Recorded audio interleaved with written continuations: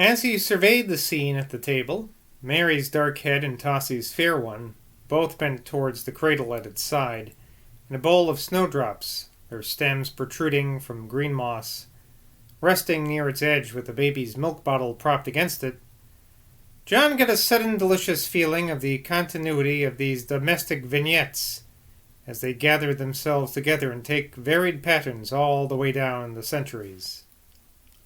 He paused for a second, his hand on the dresser shelf above the stove, where Tossie kept her pepper pot and salt bowl, and the fanciful idea seized him that groups of this sort, the two girls' heads, the cottage loaf on the rough linen tablecloth, the two babies' heads in the cradle on the floor, were all answering and responding as they appeared down the ages from the dawn of time to some invisible pattern of preordained harmony, which was forever being struggled after by nature and forever being just missed or lost as soon as it came together.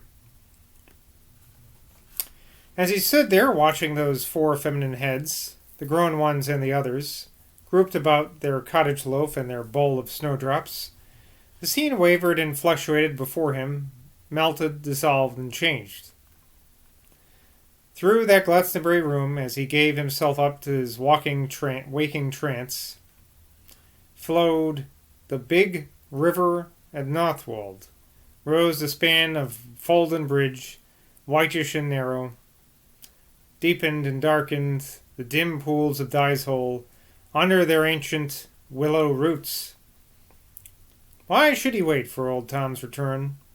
Why should he wait till he and Mary were alone together to tell her the thrilling news with which his mind was brimming over that afternoon? He had come to this tea party at Tossie's to find Mary already there, and except for what his wife could read in his excited face, and he knew she had read something already, he had had no chance even to whisper to her by herself. Where had John come from on this 25th of February, this day of such unusual atmospheric effects? He had found a little note from the mayor when he reached his office shanty down by the railway, after lunching with Mary at his favorite Otherry Dairy at Street Road. And back again to Street Road he had immediately dragged himself, not a little peevish at having to retrace his steps across the whole width of the town.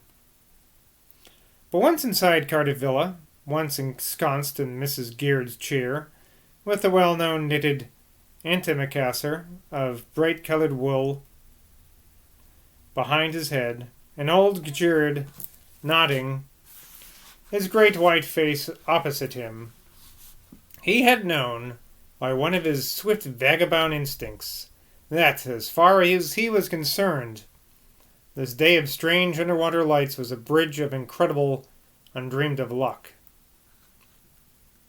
To the end of his days would John Crow remember that interview with his master.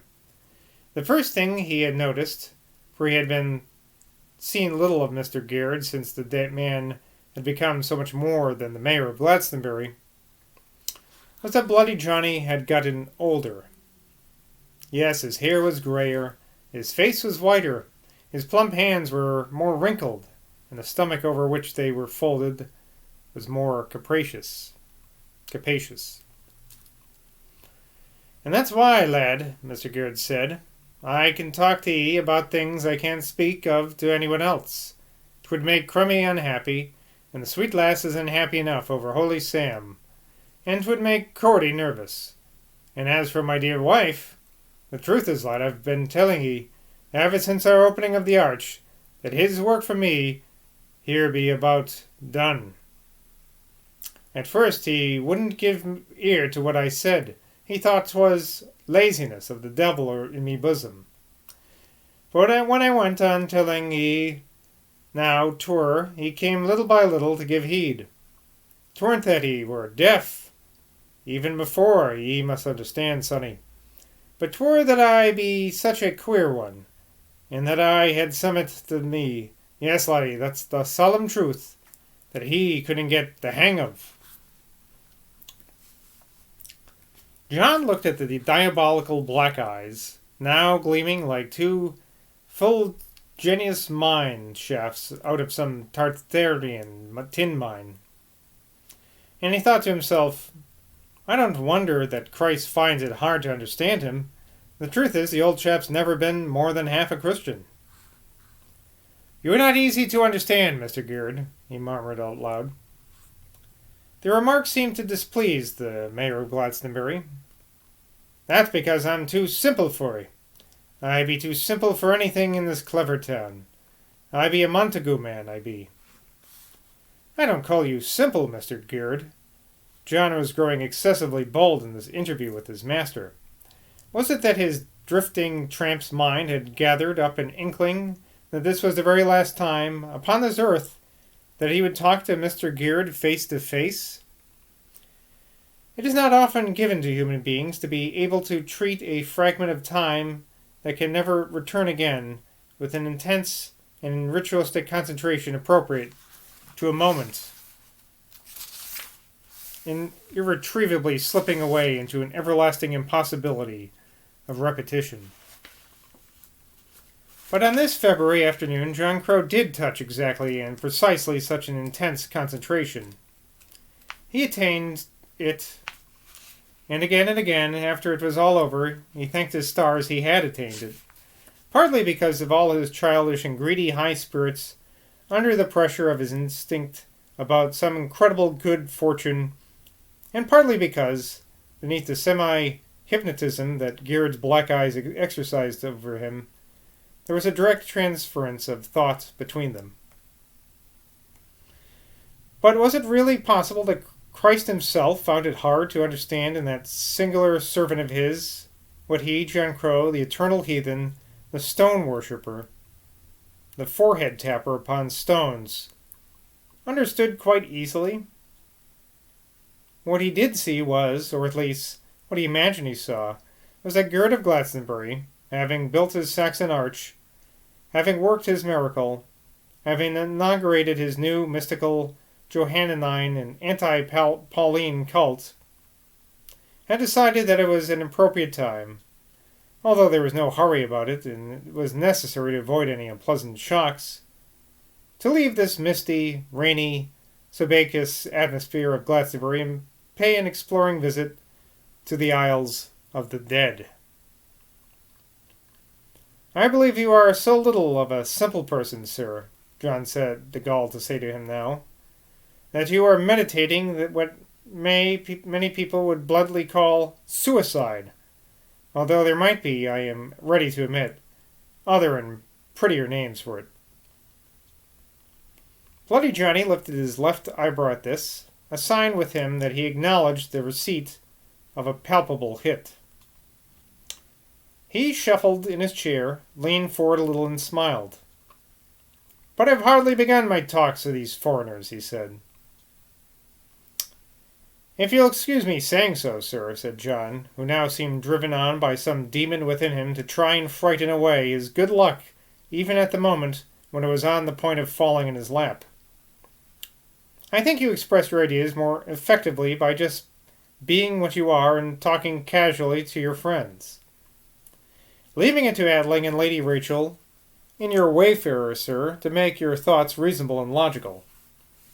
Christ, if I may be allowed to refer to him, left it to his followers to round off his ideas. Mr. Geard leaned back again in his chair, with half-shut eyes and with the tips of his fingers held together in the way old family lawyers hold them. He looked dreamily and a little quizzically at John.